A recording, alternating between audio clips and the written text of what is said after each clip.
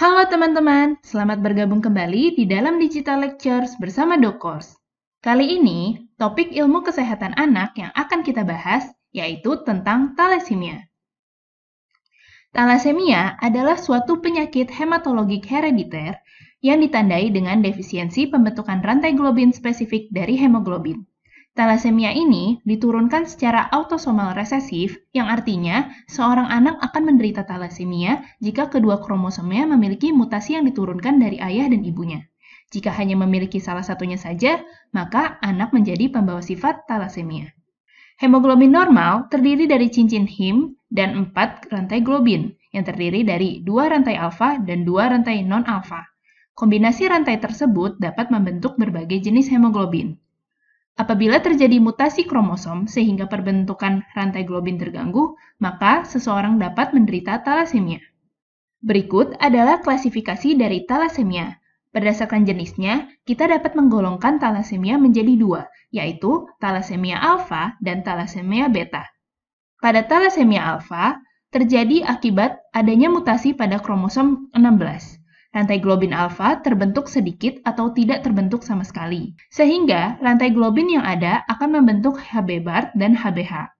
Tetramer tersebut bersifat tidak stabil dan badan inklusi yang terbentuk mempercepat destruksi eritrosit. Pada talasemia beta, terjadi akibat adanya mutasi gen globin beta yang berada pada kromosom 11, sehingga produksi rantai globin beta menjadi berkurang atau tidak terbentuk sama sekali. Nah, rantai globin alfa yang terbentuk tidak semua dapat berikatan dengan rantai globin beta, sehingga nantinya akan terjadi peningkatan dari HbF dan HbA2. Nah, selain itu, kita dapat menggolongkan talasemia berdasarkan gejala klinisnya. Kita dapat menggolongkan menjadi talasemia mayor, talasemia intermedia, dan talasemia minor. Berikut ini adalah patofisiologi dari talasemia alfa. Jadi, ketika terjadi mutasi delesi pada dua gen di kromosom 16 yang mengkode rantai globin alfa, maka hal tersebut akan menyebabkan produksi rantai globin alfa berkurang. Talasemia alfa dapat dibagi menjadi 4 jenis, bergantung titik mutasi yang terjadi di kromosom mana saja. Talasemia alfa dapat dibagi menjadi silent carrier, alpha thalassemia trait, HbH disease, dan yang paling parah adalah hydrops fetalis. Pada silent carrier, tidak dirasakan adanya gejala atau asimptomatik. Kemudian, Hb masih normal dan dapat diketahui dengan menggunakan tes molekuler. Untuk alpha thalassemia trait, di sini produksi globin alfa berkurang, sehingga hemoglobin juga akan berkurang, sel darah merah juga akan berbentuk mikrositik hipokromik, kemudian akan terjadi anemia ringan. Pada alpha thalassemia trait, kelebihan globin beta tidak signifikan. Kemudian yang selanjutnya adalah HbH disease. Di sini, produksi globin alfa sudah mulai lebih berkurang lagi, sehingga hemoglobin juga akan semakin berkurang. Sel darah merah juga mikrositik dan hipokromik pada apus darah tepi. Kemudian, pada HbH disease ini sudah terjadi anemia yang sedang atau anemia moderate. Selain itu, kelebihan beta globin juga akan membentuk HbH. Oleh karena itu, di sini disebut juga sebagai HbH disease. Dan yang terakhir adalah yang paling parah, di mana seluruh gen di kromosom 16, baik dari ayah dan ibu, terjadi mutasi, sehingga tidak ada produksi rantai alfa sama sekali. Oleh karena itu, nanti akan terjadi adanya kelebihan rantai gamma dari HbF yang akan membentuk Hb bar. Nah, fetus ini tidak dapat hidup apabila dia mengalami thalassemia alfa yang jenis hydrops fetalis. Nah, selanjutnya adalah patofisiologi dari thalassemia beta. Nah, pada thalassemia beta terjadi mutasi gen globin beta pada kromosom 11, sehingga nantinya akan ada penurunan dari produksi rantai beta. Namun, karena rantai beta globin itu baru dibutuhkan di usia yang lebih lanjut, maka pada awalnya, fetus akan menggunakan HbF yang terdiri dari 2 alfa dan 2 gamma untuk mengangkut oksigen. Nah, pada fase ini, rantai beta belum dibutuhkan. Kemudian, pada saat usia 6 bulan, HbA mulai dibentuk untuk menggantikan HbF, di mana HbA ini normalnya terdiri dari rantai 2 alfa dan 2 beta. Namun, sayangnya, thalassemia beta, produksi rantai globin beta akan berkurang atau bahkan tidak ada. Sehingga pada usia ini, mutasi genetik pada gen yang mengkode produksi rantai beta mulai terlihat. Nah, dari manifestasi klinisnya kita dapat membagi thalassemia beta menjadi 3, yaitu mayor anemia atau Cooley anemia, kemudian ada yang intermediate dan ada yang minor. Kalau pada mayor atau Cooley anemia, terjadi mutasi pada 2 gen beta. Rantai beta yang terbentuk sangat sedikit atau tidak ada sama sekali, sehingga Pasien dengan kuli anemia ini butuh intervensi sejak dini. Kemudian pada thalassemia beta yang intermediate, gejalanya ini berada di antara thalassemia mayor dan thalassemia minor. Dan thalassemia minor terjadi mutasi pada satu gen beta, di mana produksi rantai beta sedikit menurun, kemudian gejalanya ringan atau bahkan asimptomatik. MCV dan juga globin pada sel darah merah menurun. Nah, kemudian pada pasien dengan thalassemia beta, nanti rantai alfa akan bebas, tidak berikatan, dan akan membentuk agregat yang disebut dengan badan inklusi. Nah, badan inklusi ini akan berkontak dengan membran sel darah merah yang menyebabkan terganggunya stabilitas dari membran. Selanjutnya, hal ini akan berakibat pada tingginya destruksi dari sel darah merah yang menyebabkan pembesaran hepar dan juga limpa. Kondisi ini tentu akan menyebabkan jaringan pada tubuh bayi kekurangan oksigen, sehingga nanti eritropoietin yang dihasilkan akan meningkat. Nah, eritropoietin ini, atau yang kita singkat biasanya dengan EPO, akan merangsang terjadinya hiperplasia dari sumsum tulang yang akan menyebabkan terganggunya pertumbuhan tulang. Makanya pada anak yang lebih besar, kita dapat menemukan adanya tanda fasies kuli pada wajah. Untuk menegakkan diagnosis thalassemia, kita perlu melakukan anamnesis, pemeriksaan fisik, dan juga pemeriksaan penunjang.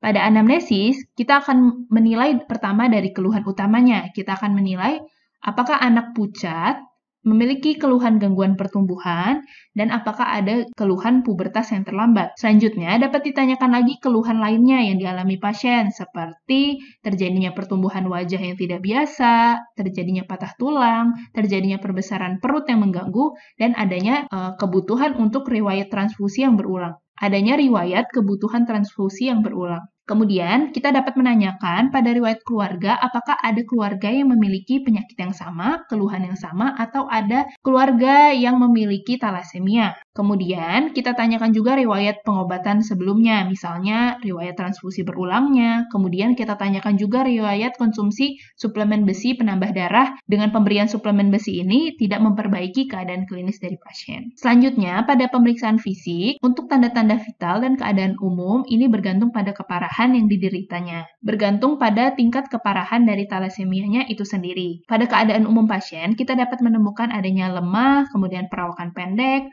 tanda-tanda vitalnya ini bergantung pada keparahan, status gizinya ini umumnya kurang, kemudian pada kepala kita dapat menemukan adanya tanda-tanda anemis, terik yang ringan, dan bisa ditemukan juga fasies kuli pada anak yang lebih besar. Kemudian pada abdomen kita dapat menemukan perbesaran hepar dan limpa atau hepatosplenomegali, dapat ditemukan hiperpigmentasi kulit, adanya tanda pubertas yang terlambat, dan adanya tanda-tanda gizi buruk. Nah, pada pemeriksaan penunjang, kita dapat melakukan pemeriksaan darah rutin untuk menentukan derajat anemianya. Kemudian, kita dapat melakukan apus darah tepi, yang nanti dapat ditemukan adanya temuan mikrositer, hipokromik, anisositosis, poikilositosis, sel eritrosit muda, fragmentosit, dan sel target. Kita juga dapat menilai MCV, MCH, MCHC yang menurun, dan red cell distribution width atau RDW yang meningkat. Kemudian kita dapat melakukan perhitungan indeks Menzer, yaitu MCV tadi dibagi dengan jumlah sel darah merahnya, kurang dari 13 itu untuk thalassemia. Dan dapat didiagnosis banding dengan anemia defisiensi besi, di mana anemia defisiensi besi ini indeks Menzernya lebih dari 13. Dapat juga terjadi leukopenia dan trombositopenia, retikulosit yang meningkat, HbF atau HbA2-nya yang meningkat. Kemudian kita juga dapat melakukan analisis hemoglobin dan analisis DNA untuk mendapatkan diagnosis yang lebih pasti. Analisis hemoglobin ini dapat dilakukan dengan elektroforesis. Untuk tata laksananya, secara non-farmakologi atau tata laksana umumnya adalah pasien diberikan makanan gizi seimbang, hindari makanan yang tinggi zat besi. Kemudian, pantau juga tumbuh kembangnya. Untuk tata laksana khususnya, pasien dapat diberikan transfusi yaitu packed red cell, PRC, 10-15 ml per kilogram berat badan setiap 4 minggu untuk mengatasi anemia, dengan target kadar hemoglobin mencapai lebih dari 10 gram per desiliter. Untuk transfusi darah pertama kali diberikan bila Hb kurang dari 7 gram per desiliter yang diperiksa 2 kali berturut-turut dengan jarak 2 minggu atau Hb lebih dari sama dengan 7 gram per desiliter disertai dengan gejala klinis. Kemudian, Selanjutnya, kita juga berikan obat kelasi besi. Jadi, kelasi besi ini bertujuan untuk mengatasi kelebihan zat besi akibat transfusi berulang. Nah, kadar besi yang berlebih di dalam tubuh ini berbahaya untuk fungsi organ, terutama fungsi jantung dan endokrin, dan besi juga dapat menumpuk pada organ visceral yang kita sebut dengan hemosiderosis. Kelasi besi diberikan bila kadar ferritin serum lebih dari 1000 nanogram per mililiter dan saturasi transferin lebih dari 55% atau sudah 10-20 kali transfusi. Kelasi besi yang dapat kita berikan contohnya adalah desferrioxamin.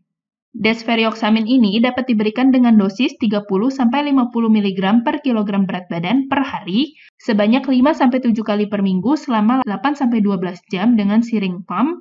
Kemudian untuk tata laksana lainnya seperti pembedahan dengan splenektomi ini dapat dilakukan jika terjadi hipersplenisme dan jangka waktu transfusi yang semakin memendek. Untuk terapi lainnya adalah pemberian asam folat, vitamin E, dan vitamin C.